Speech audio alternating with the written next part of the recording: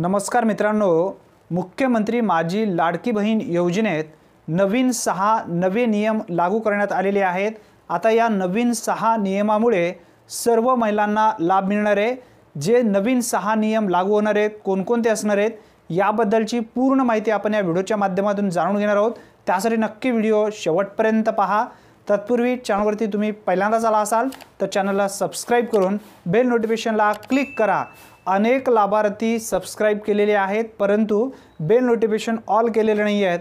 मित्रांनो, तुमच्यासाठी विशेष अभ्यास करून आपण व्हिडिओ घेत असतो, तरी पण भरपूर असे लाभार्थी सबस्क्राइब करत नाही आहेत, व्हिडिओला लाईक करत नाही आहेत आणि बेल नोटिफिकेशन ऑल करत नाही आहेत। तात्काळ ज्यांनी केलेले नाही आहेत त्यांनी लवकरात लवकर करून घ्या। नवीन 6 नियम मुख्यमंत्री माझी लाडकी बहीण योजनेमध्ये लागू होणार आहेत, याबद्दलची पूर्ण माहिती आपण जाणून घेऊया। राज्य सरकारच्या महत्त्वाकांक्षी मुख्यमंत्री माझी लाडकी बहीण योजनेची सध्या चांगलीच चर्चा होत आहे। सत्ताधाऱ्याकडून ही योजना राबवण्यासाठी महिलांना सहजासहजी व सुलभ रीतीने शक्य व्हावे म्हणून नियमात अनेक स्थिरता आणण्यात आली आहेत। मात्र अद्यापही काही तांत्रिक अडचणी असल्याने किंवा कागदपत्राची पूर्तताच्या अनुषंगाने बदल सूचनात येत आहे। त्याच पार्श्वभूमीवर काल झालेल्या मंत्रिमंडळ बैठकीत या योजनेत आणखी स्थिरता आणण्यात आली आहे। त्यानुसार मंत्रिमंडळ बैठकीत साधारण 6 नवी नियम अटी शर्तीची पूर्तता करण्यात आली आहे। त्यानुसार लवकरच शासन निर्णय काढून ते लागूही केले जाणार आहे।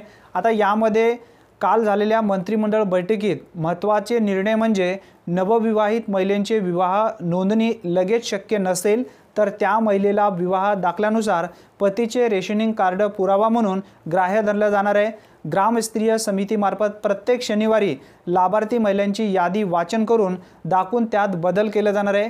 याबद्दलचा सुद्धा या ठिकाणी निर्णय घेण्यात आलेला आहे। कोणते नवीन 6 नियम लागू केले जाणार आहेत याबद्दलची पूर्ण माहिती आपण या ठिकाणी समजून घेऊया।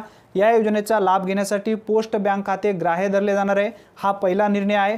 एखाद्या महिलेचा परराज्यात जन्म झाला असेल आणि तिने महाराष्ट्र आदिवासी असलेल्या पुरुषासोबत विवाह केला तर त्याही महिलेला पतीच्या कागदपत्रावरती योजनेचा लाभ दिला जाणार आहे।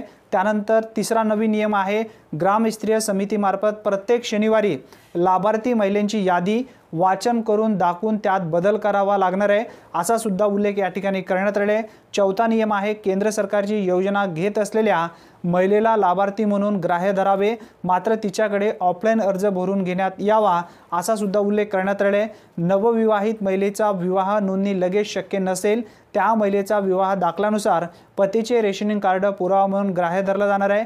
त्यानंतर 6वा नियम आहे, OTPचा कालावधी 10 मिनिटाचा करण्यात यावा। दरम्यान या अंमलबजावणीसाठी इत्तिवृत्ताची वाट न पाहता तात्काळ शासन निर्णय काढून अंमलबजावणी करायला सुरुवात करावी, असा निर्णय काल झालेल्या मंत्रिमंडळ बैठकीत घेण्यात आलेला आहे।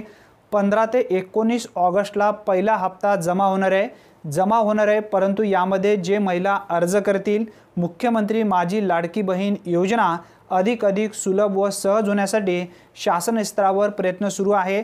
त्यानुसार राज्य सरकारने कागदपत्रामध्ये स्थिरता आणली आहे। त्यात आणखी स्थिरता आता ग्रामस्तरीय समितीमार्फत प्रत्येक शनिवारी लाभार्थी महिलांची यादी वाचन करून दाखवण्याचा निर्णय घेण्यात आला आहे। विशेष म्हणजे लाभार्थी महिलांची यादी लवकरात लवकर जाहीर होणार आहे।